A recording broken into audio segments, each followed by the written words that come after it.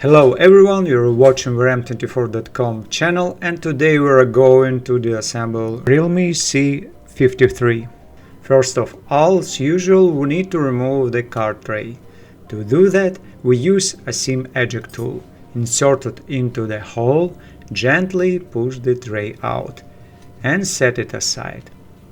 Next, we need to heat the surface of the back cover to approximately 70 degrees Celsius or 160 degrees Fahrenheit. We're using a heating mat for this, but you can also use a hair dryer.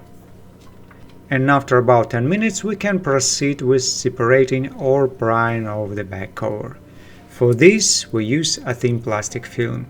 Carefully insert the film into the gap between the back cover and the mid-frame and slide it along the edge, cutting through the adhesive layer. As always, be careful around the side buttons and near the fingerprint sensor flex cable. Also be careful around the cameras so you don't accidentally scratch or damage the lenses. In our particular case, the back cover was secured with a double-sided tape. This is strongly discouraged because when removing the back cover, we can tear flex cables, antennas, or anything else the tape was attached to. This is very unprofessional, incorrect, and dangerous if the tape is applied in the wrong places. And of course, dust almost always gets into the joints where the tape is applied.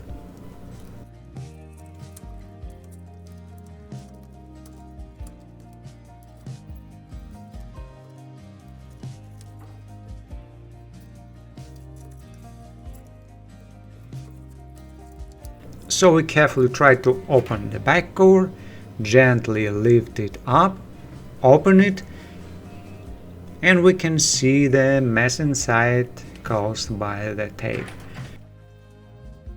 We need to cut the adhesive tape and set the back cover aside.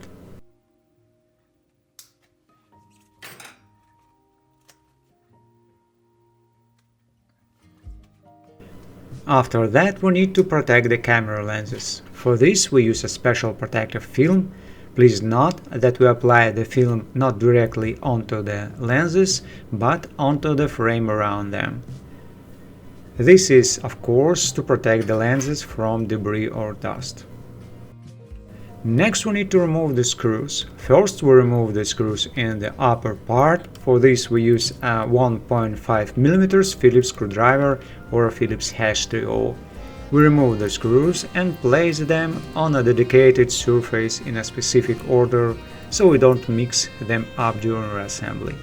Sometimes screws don't thread properly if they are installed in the wrong holes. Also, if screws are difficult to remove or hard to pick up, we can use a magnetizer and tweezers. So we remove the last screws with the tweezers since they are stuck and move on to detaching the mid-frame. To remove the mid-frame, we can use a thin plastic film.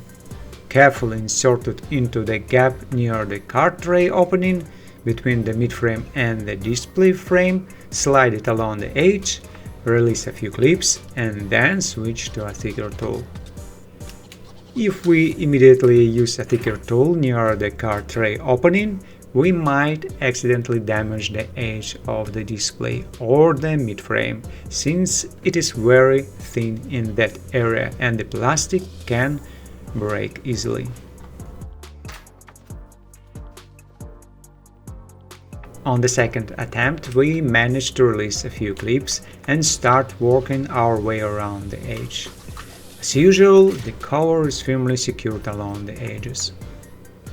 We also need to remember that the fingerprint sensor is mounted on the mid-frame and its flex cable runs to the motherboard, so we must carefully lift the cover.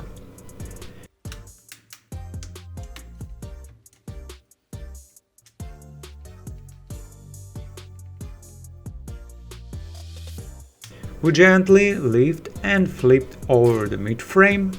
With the Realme devices, we can often simply detach the fingerprint sensor itself from the mid-frame. Then, using a non-metal tool, we disconnect the battery connector and the fingerprint sensor flex connector and set the sensor aside.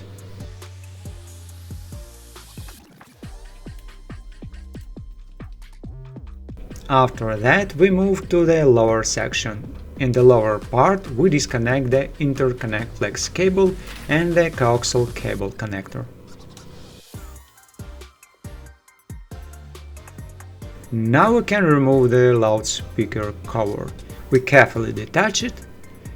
It turns out we are only removing the speaker cover. The loudspeaker itself remains inside. Next, we remove the subboard. Carefully lift it up and take it out. The subboard contains the charging port, microphone, headphone jack port and other components on the reverse side. And now for our traditional quick microphone opening test. The microphone hole is protected by a mesh and has an L-shaped channel. The microphone itself is located on the subboard on the opposite side of the microphone opening.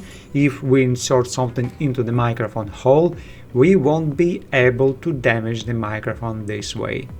The loudspeaker and vibration motor remain in the display frame. Now we move on to the motherboard.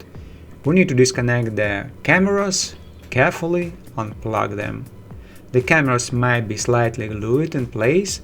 In our case, the phone has clearly been disassembled before, so not everything is secured firmly. Next, we disconnect the interconnect flex cable and the display flex connector. We can also disconnect the front camera and peel off the copper heat dissipation film. We will need it again during reassembly. It is also better to cover the camera lens to prevent dust or debris from getting on it. And let's double check what we might have missed. We forgot to disconnect the coaxial cable connector, so we unplug it and free the cable itself. Now we can remove the motherboard. Carefully pry it up from the edge, make sure nothing is holding it in place, and lift it out.